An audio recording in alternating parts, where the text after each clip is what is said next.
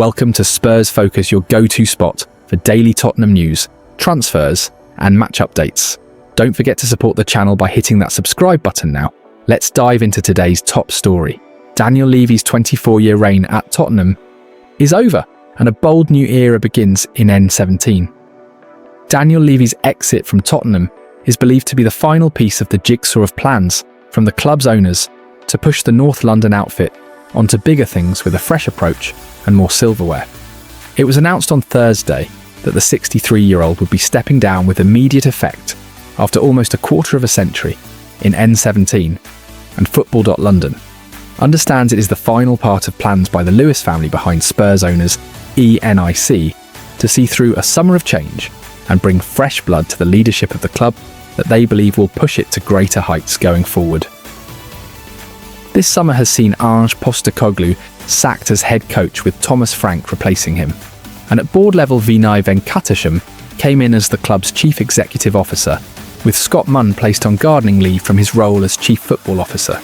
It was also announced in June that Levy's longtime advisor Donna Maria Cullen would be stepping down after almost 3 decades at the club, and now the chairman himself has left his position. Levy helped deliver the club's new stadium and new training facilities while in charge, but now there are plans from those at the very top, at Spurs, to push on matters on the pitch, with a belief that success on it has not been consistent enough over the years. Levy's departure, having been the longest-serving chairman in the Premier League, has been in the works for a little while, but has been kept quiet out of respect for everything he has done inside the club over the decades, which ended with the second trophy of his tenure, as Tottenham won the Europa League in May to end 17 years without silverware. Nordic football. London understands that the Lewis family currently has no plans to sell the club, and that is why, after instigating a thorough review of the organisation, they pushed through plans to alter the structure at Tottenham to become a more modern one with a CEO. While Levy was seen by many as a part owner running the club, the new direction is more one of the owners looking to back it rather than run it. Vivienne Lewis is a regular presence at matches, known around the club as Viv, and was spotted alongside Levy in the opening day victory against Burnley. Her father Joe was the long-time owner of the club, but the 88-year-old stepped away from that role some years back. Vivienne is senior managing director of Tavistock Group, which owns ENIC, as is her brother Charles, and the 2 children as well as their grandchildren, as Spurs fans, are understood to have taken on a more active role in backing the club. That backing has come through the injection of extra football knowledge, with the addition of one of the game's most sought-after CEOs in Venkatesham to lead the day-to-day running of Tottenham, with new non-executive chairman Peter Charrington, who is not expected to be involved in the football side of things on a daily basis, overseeing the big picture following Levy's departure from his more hands-on role. Generations of the Lewis family support this special football club, and they want what the fans want: more wins more often. A source close to the family told Football.London. This is why you have seen recent changes, new leadership, and a fresh approach. In Vinay, Thomas and Peter Charrington, they believe they are backing the right team to deliver on this. This is a new era. Levy will remain as part of the club, as a shareholder, but without direct influence over the running of the club. ENIC own an 86.91% share, and of that, a trust of which the Lewis family are beneficiaries of, owns 70.12%. While Levy and his family are potential beneficiaries of discretionary trusts, which own 29.88% of that share capital. I am incredibly proud of the work I have done together with the executive team and all our employees, said Levy. We have built this club into a global heavyweight competing at the highest level. More than that, we have built a community. I was lucky enough to work with some of the greatest people in this sport, from the team at Lilywhites House and Hotspur Way, to all the players and managers over the years. I wish to thank all the fans that have supported me over the years. It hasn't always been an easy journey, but significant progress has been made. I will continue to support this club passionately. Charrington added, I am very honoured to become non-executive chairman of this extraordinary club, and, on behalf of the board, I would like to thank Daniel and his family for their commitment and loyalty to the club over so many years. This is a new era of leadership for the club, on and off the pitch. I do recognise there has been a lot of change in recent months as we put in place new foundations for the future. We are now fully focused on stability and empowering our talented people across the club, led by Vinay and his executive team. Thomas Frank's first Champions League squad as Tottenham boss has sparked controversy, 6 players axed, and one decision in particular raising eyebrows. While injuries and fitness concerns explain some omissions, the exclusion of Mathys Tel, a £51 million summer signing tipped for a breakout season, has left many Spurs fans questioning whether the club has repeated its old European mistakes. Thomas Frank always faced a difficult decision when it came to picking his Tottenham squad for this season's edition of the Champions League. Spurs have had major issues in terms of naming a European squad in the past due to UEFA regulations, although not quite to the extent of the 2025/26 campaign. The Dane didn't just have to leave out 1 or 2 Tottenham players, instead had to axe a total of 6, which is a massive failure on the club's part. Some decisions were fairly straightforward, such as James Maddison and Dejan Kulusevski missing the cut due to their injuries, and some were not. Yves Bissouma was another player to be dropped amid the prospect of him potentially leaving, with the transfer window still remaining open in certain European leagues. Radu Dragusin also missed out, as he works his way back to fitness from the ACL injury he suffered back in January, with fellow centre-back Kota Takai also one of the unlucky ones to be axed. The 6th and final player to be given the bad news was Mathys Tel. Antonin Kinski and Wilson Odobert may have been the other players at risk, but it was the summer addition from Bayern Munich who was cruelly dropped by Frank.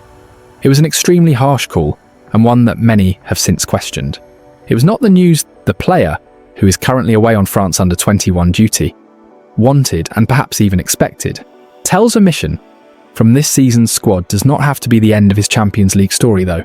His teammate Jed Spence is the perfect example after finding himself in exactly the same position 1 year ago when Ange Postecoglou selected his Europa League squad.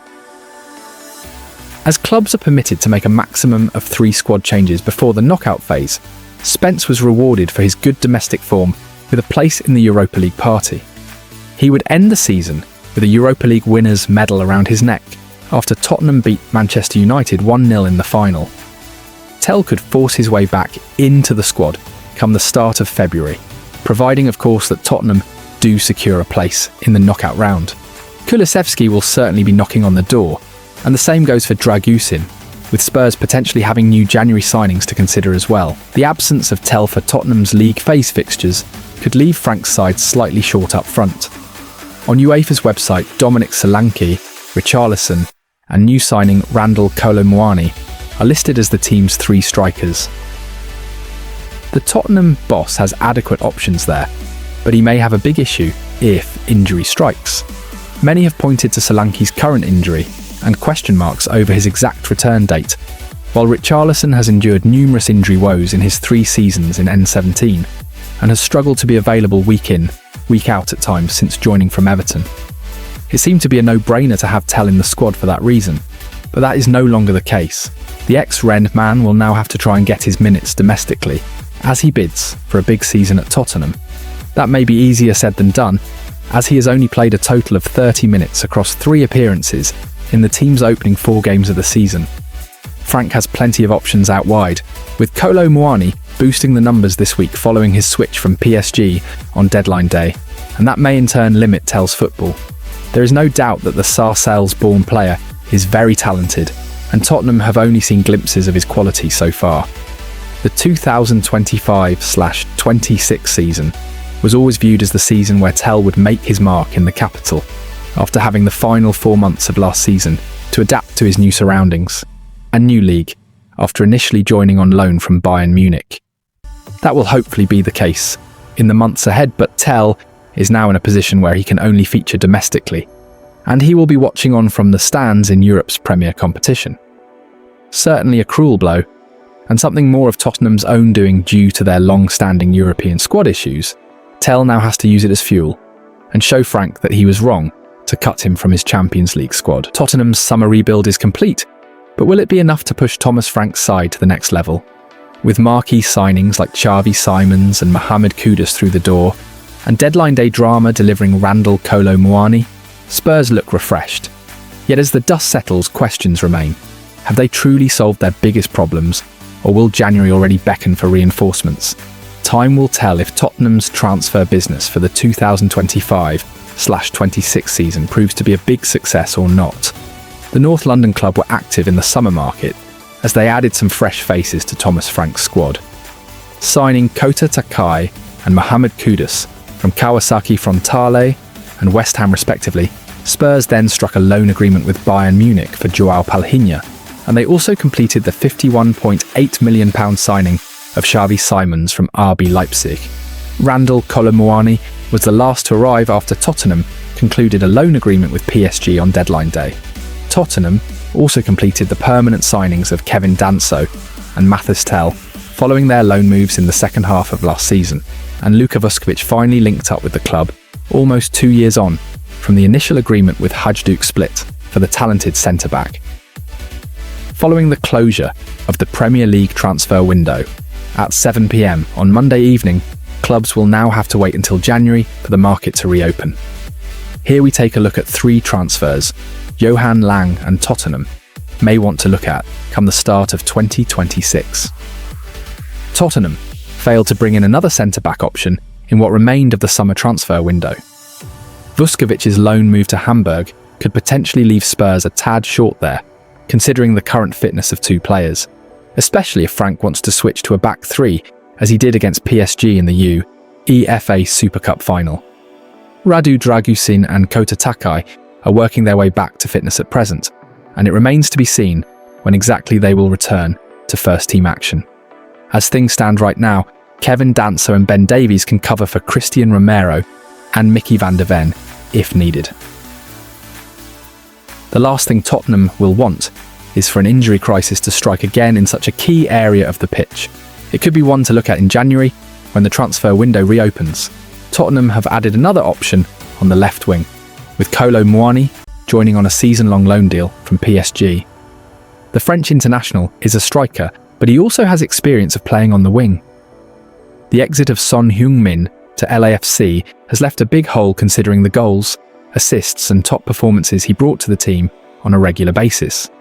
Frank does have lots of choice on the left at present, but Spurs may decide that they need an out-and-out left winger to find the long-term solution to Son's exit. Tottenham may need to add to their options at fullback, either in January or in next summer's transfer market. Djed Spence's versatility means he can cover Pedro Porro at right back and Destiny Udogie on the opposite side of the pitch, with his best football for Spurs so far coming at left back. Davies can also fill in at left back, and Archie Gray has played in both positions in the past when needed. Tottenham could do with a specialist fullback though, and which side may come down to what Frank believes is Spence's best position.